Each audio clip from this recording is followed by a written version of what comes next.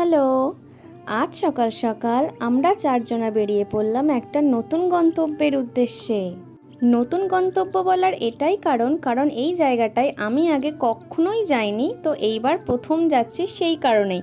তারপরেই দেখো বাদরিয়া থেকে ম্যাজিক ধরে কোনো রকমে চেপে একেবারে আমাকে তো পুরো পিষ্টে দিয়েছিল যাকে বলে, কোনো রকমে বসে চলে আসলাম মচলন্দপুর স্টেশনে। তারপরে মাসিরাও দেখো এক এক করে চলে আসলো। এবারে আমরা যাব এখান থেকে বনগাঁ। যেহেতু সকাল 8টার মধ্যে বেরিয়ে পড়েছি, এইদিকে আমাদের পেয়ে গেছে খিদে, তাই কিছু খেয়ে নিলাম। আর এইদিকে কাণ্ড দেখো, এইভাবে কে ট্রেন থেকে ট্রেন পার হয় ভাই, সিঁড়িগুলো কি এমনি এমনি দিয়েছে, আজব কাণ্ড। আর এইদিকে দেখো সমস্ত জ্ঞাতি গোষ্ঠী একেবারে এক জায়গায় হয়ে গেছে, আর এরা তো ট্রেনটাকে একেবারে বাড়ির আড্ডা মারার ঘর করে নিয়েছে। এসেই দেখো সব খোশ গল্প শুরু করে দিয়েছে।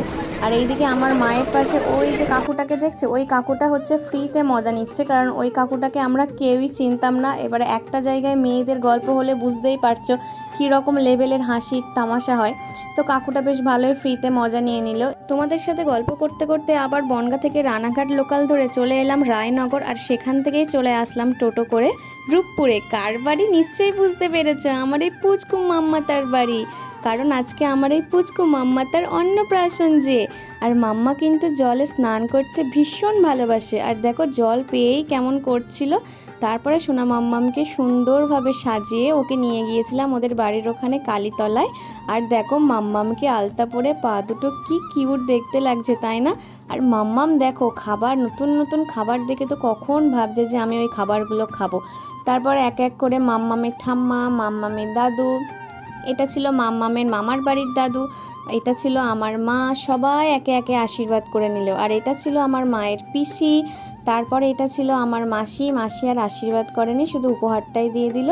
এটা ছিল আমার মেসো, আর এটা হচ্ছে মাম্মামের বাবা আর মা। তো তারপরে দেখো মাম্মাম কেমন করে নতুন নতুন খাবার চেতে চেতে খাচ্ছে, দেখেছো? তো ছোনা মাম্মাম, আর এটা হচ্ছে মাম্মামের মামা। আর দেখো যেই গালে মিষ্টি দিয়েছিল কেমন চেটে চেটে চেটে চেটে খাচ্ছিল।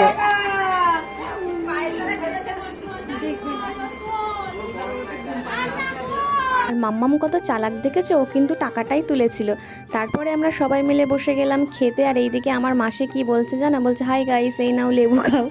তো গেল খাওয়া দাওয়ার পর্ব চুকে। তোরা কি কিছু বলবি? বাড়ি যাবো গরু কাঞ্চনা, ওই দেখো রিমি মাসির বাড়ি কিন্তু প্রচুর গ্রামের দিকে, কিন্তু তারপরেও কিন্তু বিভৎস গরম ছিল, যার কারণে সবাই মানে অতিষ্ঠ হয়ে যাচ্ছে। আর সোনা মাম্মামকে না মানে বলতে হবে ভগবানের আশীর্বাদ আছে ওর উপরে। এত গরমের মধ্যে এই এত অনুষ্ঠান, এত মানুষের কোলে যাচ্ছে আসছে, তাও কিন্তু সুন্দরভাবে অনুষ্ঠানটা হয়ে গেল। ও কিন্তু একটুও কাঁদেনি। যখন খুব গরম লাগছিল একটু একটু কাঁদছিল, ও কিন্তু ভীষণই একটা লক্ষ্মী মেয়ে। তো তারপরে দেখো আমাদের বাড়ি যাওয়ার সময় হয়ে গেছে, আর আমাদের বাড়িটা অনেকটাই দূরে। আমরা রায়নগর থেকে 6টা 5-এ ট্রেন ধরেছিলাম, তারপরে সেখান থেকে এসেছিলাম বনগাঁ, তারপর সেখান থেকে আবার ট্রেন ধরে মচলন্দপুর, তারপর ফাইনালি বাড়ি। রায়নগর থেকে যদি কেউ আমার ভিডিওটি দেখে থাকো তাহলে কিন্তু অবশ্যই কমেন্টে জানিও।